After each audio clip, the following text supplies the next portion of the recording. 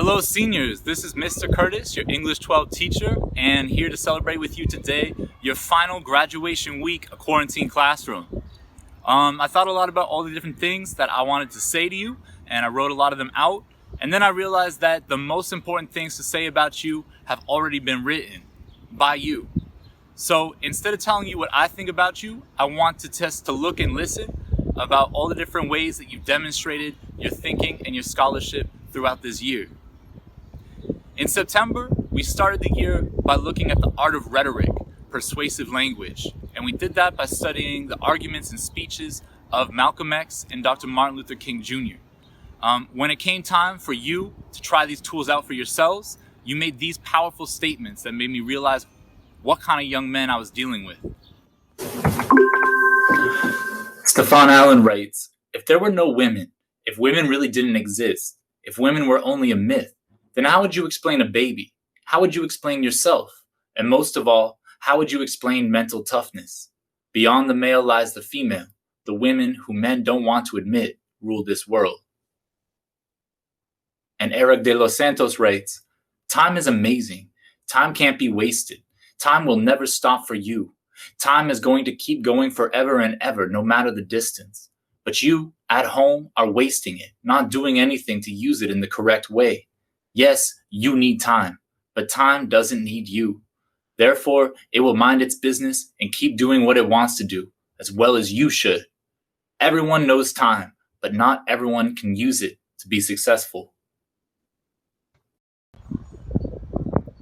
Next, as you worked on how you wanted to tell your own personal stories to the world in your college essays and personal statements, we looked at one of the greatest personal narratives ever written, the autobiography of Malcolm X.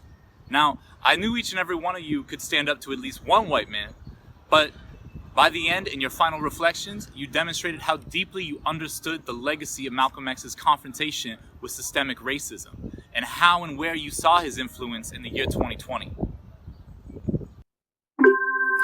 Bakari Kone writes, "In my opinion, Malcolm X doesn't have as much credit as he deserves. His opinions and thoughts on white supremacy, Black Americans, the government, and violence have been overshadowed by MLK's marches, speeches, and advocacy for peace.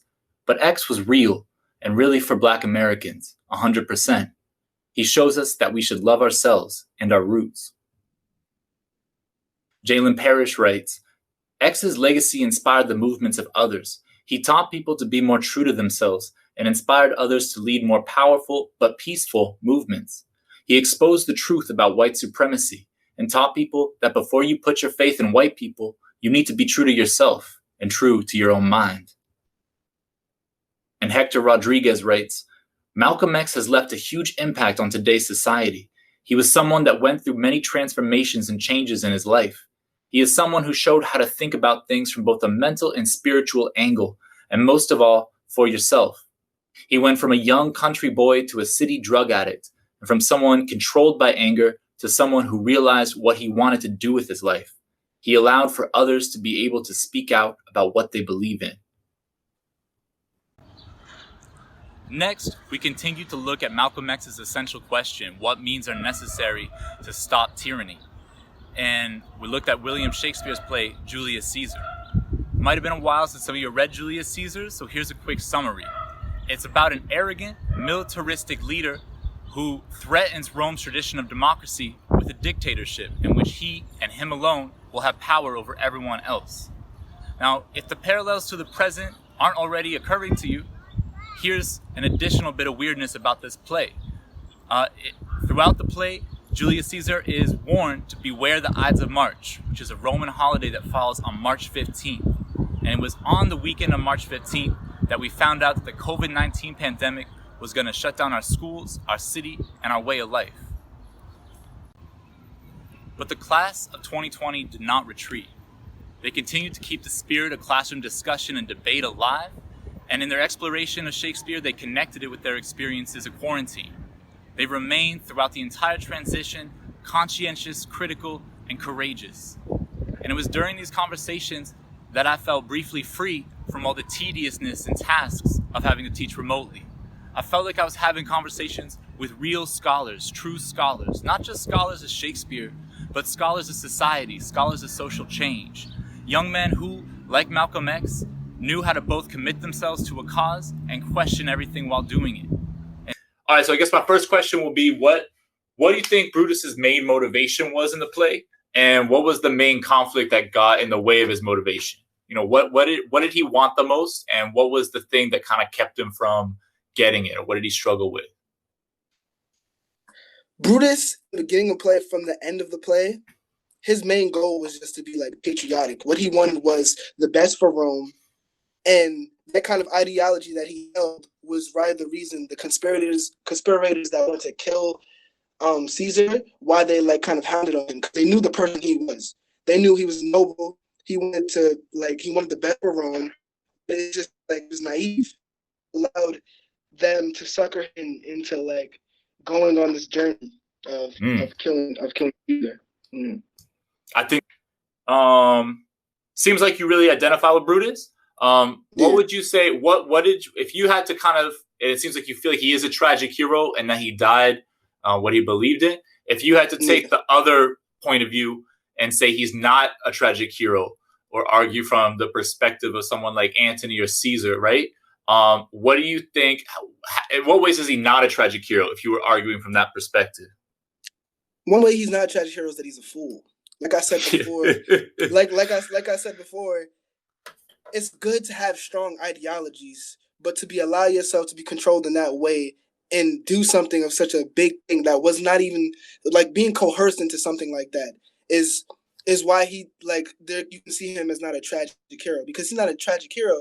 He's an idiot, and he's just like many people in the world and politics that get controlled by those they think have their best interests. So that's the one way I see it. I don't have time to share the excerpts from your final achievement this year, a writing project in which each one of you answered the essential question, what means are necessary for personal and social change? But what I can say is this: reading these essays was the first good news that I've read in a long time. And the good news is this: no matter how much you are presently victims of the problems that the past has left for you, you are also the victors of the future that you will lead. Congratulations, class of 2020. You will fly, you will soar. Beautiful is Black. This company shirt was created by one of your Eagle brothers. During a time like this, I felt no better way to dress than this. You brothers have the same possibilities. You can go on to do many great things. Create your own business, be the future leaders of our society, future politicians, lawyers, even police officers, to better police our community. Now, it's unfortunate we have to start on this type of note, but when I think about the things going on today, and my brothers who were able to come up with ideas similar to this one and push forward for change, I think of nothing but the Eagle graduating class of 2020. We've been through so many things. I've known many of you since middle school, running around the school building, causing havoc. But to see you brothers change, I think that's the same change that you brothers could bring for our future generations. When I think about my children, I think about you brothers being the role models. Long after I'm gone, my grandchildren will be looking up not only to me, but to you brothers as well. So for you, the graduating class of 2020, I want you brothers to think about all the things that went on, the pandemic, the protests that are going on right now, and for you brothers to be that future that we see for our own children and for our own families. Again, I mean, it's a little sad that we have to go through a moment like this, but again, I think you brothers would be the change that we're looking for. If we couldn't do it better, you brothers are going to definitely be the ones to carry the torch on. Again, congratulations to all you brothers, and even though this says Beautiful is Black, my Latinx brothers, my brother that come from the Caribbean, we're all equal within this race for life. Okay, so again, I'd like to congratulate all you brothers. It doesn't matter if you're black or not. We're all in this fight together. Again, congratulations to the class of 2020. To end on a light note, none of you have ever 50'd me before. I know you may try to want a 50 Cam, but you unfortunately were miserably failing at doing it. So again, if you want to come back to school and try to test Cam with them 50s, hey, do your best. But again, congratulations to my brothers, and see you come. Thanks. To the senior class, this was in no way the way any of you thought that you'd be graduating. And yet here we are, ready to send you off to the next steps of your lives. You've had between 4 and 7 years together in brotherhood, holding each other up and pushing each and every one of you to do what you needed to do in order to graduate. And You're heading into a world that might actually be listening and ready for what you will bring. Speak up, stand your ground, and yet don't ever hesitate to ask for help when you need it. We'll always be here for you if you need us, but we know that what you've gained here will carry you far, no matter the path you take. Be well, class of 2020. I would like to take this time to congratulate the class of 2020. Congratulations, guys. Awesome job. A special shout out goes to Romano McKenzie, Dylan Kinsey, Bertram Sanders, Joshua Williams, and Sean Miller. You guys, you 5 guys, were the best team I've had in my 20 years of coaching. Single-handedly destroyed the Bronx, came through in the toughest games, and you never let me down. I want to thank you for all your hard work and effort. When it comes to clear, you guys definitely showed confidence and resiliency. To the rest of the class of 2020, if you guys ever need anything, don't be scared to reach out. Greetings 2020, my little brothers. I came here with a short message for you guys, and I promise I won't lecture. But I just want you guys to know and understand something. All year, we discussed who's the greatest class at the Eagle Academy for young men in the network's history. And I think that other classes, teachers, staff, people who've been involved from the get-go would unanimously agree that the class of 2020 is the greatest, yet most resilient class in the network history. No class in the school's history has seen a pandemic switch how they normally go to school. No schools or students have had to adapt to that. You have. No students have watched the world be paused by a pandemic than to also see civil unrest outside, right? To see people who look like them being harmed, right? You guys are living through a revolution. And for these things to change that are going on outside, we need you to change it. We need you to take charge. And you guys are starting by even being here and at this presentation graduation today. You know, you've made it to a milestone that they said that we would never, right? You guys are already defying the odds. And I want you to continue to do that. In every space that you go into, in every room that you go into, you shake the room, as Pop Smoke says, right? And I want you guys to be poignant about that, right? I appreciate you fellas. I love you. The race isn't given to the swift nor the strong, but to those who can endure until the end. Okay? What does that mean? Endurance is going to win every battle for you. You guys have to be resilient. You have to be persistent. You have to continue to fight, because these actors or these opposing forces that are outside are always going to be here. Be prepared for it. I love you. Babies, gosh almighty. Congratulations. I've missed you all. I've missed you. You know, some of you I have known for years and years and years, you know, and watch you grow. And then there's some of you that we actually had a true relationship where we could talk to each other, you know, on the real deal. And that I appreciated even more. But you know what? As messed up as this has been nationwide, the classes of 2020 will go down in the history books. You will go down in the history books. An oral history that you can tell your children and generations to come. Wow, that's something. That's something. But you know what? I leave you this, and I pray that you will walk through the doors of life as a person with integrity, and you will surround yourself with the love that is deserving of you. And always know that I will pray for you. I will pray for you. Okay? Know this. I love each of you. Make good choices. Miss out.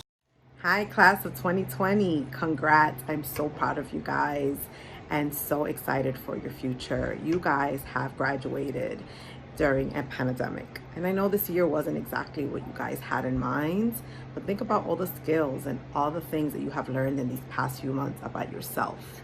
How strong you are, how smart you are, how compassionate you are. You know, you've helped each other out during this really tough time, and you have made it through. You've learned how to do remote learning, and you learned how to communicate virtually. And this is something you're going to take for the rest of your life. And I'm just so excited for what your future holds, whether it's college, whether it's work, whether it's the military. I know you guys are going to do amazing things. And I really hope that you come back and visit, because you will always be our Eagle kids. And we love you. And I Congratulations to the class of 2020. We are all super proud of you. We are proud of all your accomplishments and everything that you have done over the past year and over the past couple of years. This group, class of 2020, you'll forever lie in our hearts. You're truly a special group. And at this time, I wish to certify and present the graduating class of 2020. Principal Velasquez, I wish to present to you the class of 2020. Candidates, please stand.